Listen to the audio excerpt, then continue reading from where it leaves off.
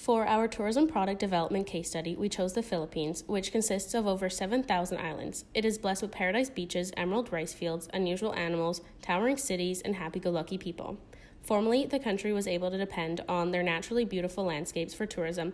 However, now the Department of Tourism, which we will call the DOT, recognizes that they cannot continue to do this and has moved to an investment-driven strategy, which they introduced in their Natural Tourism Development Plan of 2016 to 2022. The plan has 4 main objectives: sustainability, growth, enhanced competitiveness, and inclusiveness. Marketing and branding are a vital component to the DOT's plan. Their marketing goal is to promote Philippines as a destination that has emerging eco-friendly and sustainable tourism products. Recognized in their 2016-2020 plan, they are focusing on these 12 major countries. Also, from their 2016 to 2017 results, Chinese tourist arrival went up to 43.3%, which was pretty high, proving that this is a significant market for Philippines to focus on. The DOT are also building sustainability workshops for industry professionals all over the country. This is to ensure that local tourism companies are representing their sustainable image that the DOT wants to share and not doing something different. Along with this, they started the slogan campaign, "It's more fun in Philippines," in 2012, and it has been very successful this far. The DOT also runs parallel digital campaigns to promote the less visited and up-and-coming destination.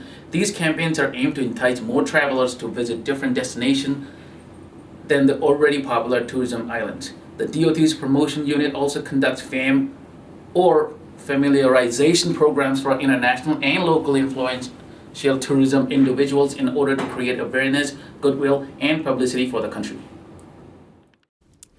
Now moving on to their actual process of tourism product development. It's called the Tourism Enterprise Zone Model, or TEZ for short. This model is a cluster approach, which means they are focusing on specific destinations to develop rather than spreading resources among 7,000 plus islands.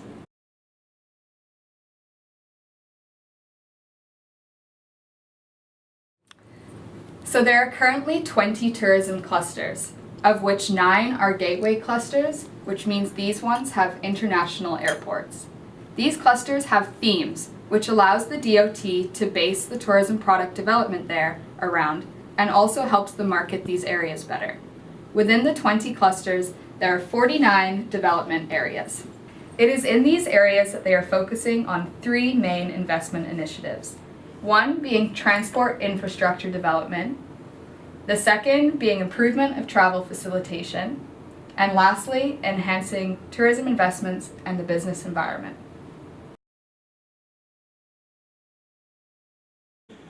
Under transport infrastructure development, which the DOT has recognized as their primary focus leading up to 2022, are hefty investments in airports, roads, and boat port construction. To put the transport issue into perspective, airports in the Philippines have been operating significantly above capacity for a number of years, which has been severely limiting their tourism growth. The new government recognizes the problem, however, and now has announced that investments in airports and roads alone will amount to about 55 billion pesos, which takes up about 99.6% of the National Tourism Development Plan's budget.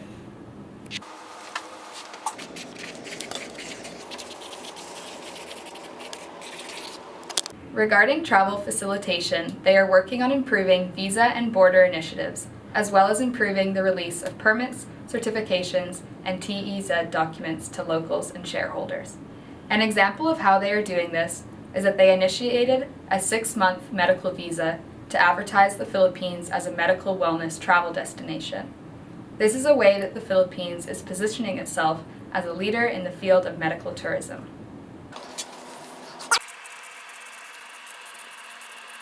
In terms of the tourism investments and business environment investments, DOT is planning on investing in the improvement of heritage sites, recreational estates, and national parks. As well as these, they are planning on working with private sector tourism companies such as resort estates, hotels, and attractions. Main product offerings that they want to develop and enhance are scuba diving, yacht chartering, and hiking trails.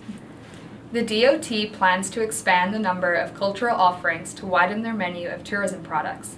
This is to try and preserve the existing major tourist sites whilst making the financial benefits of tourism available to other smaller local communities. The DOT also wants to enhance and elevate the service skills among tourism practitioners and are doing this through training and language seminars. So that explains the TEZ cluster model, which is part of the larger investment-driven strategy in the Philippines.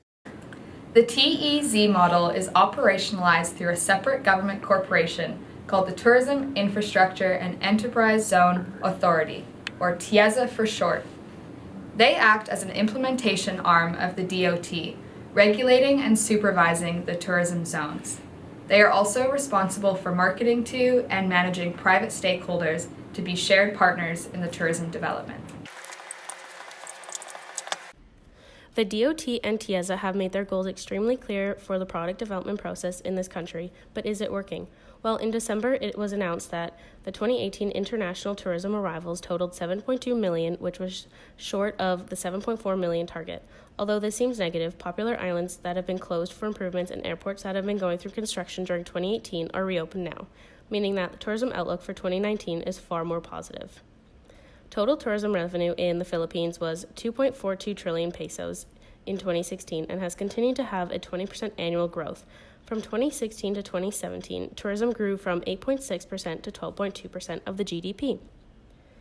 One very interesting result of the tourism development process is that the number of domestic tourists have already surpassed the 2022 target of 86.2 million, 4 years ahead of schedule.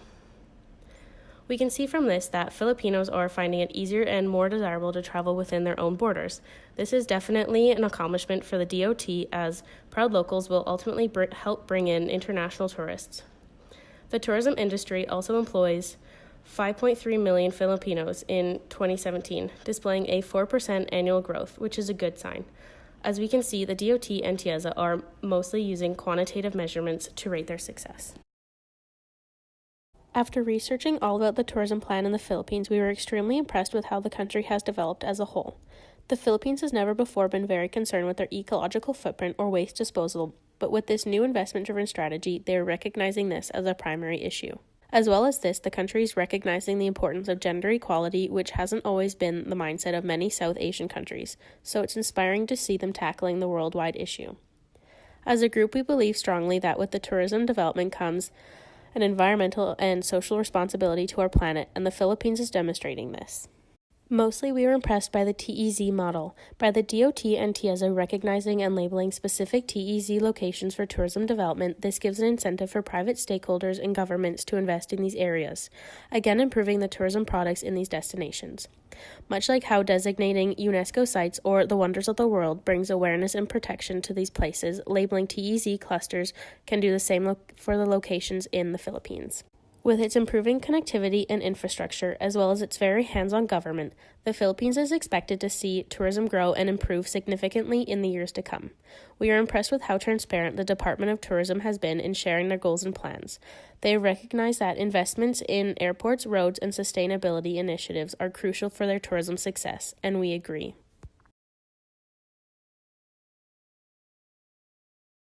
I'm Chala Camille. I grew up in Cavite. It's like in the Luzon part of the Philippines. What tourism products do you want to see developed within the Philippines? I think if ever there's gonna be improvements, I want something in the land areas, like the heritages and national parks, because I think that's like less right now. I want to see more on improving our indigenous side.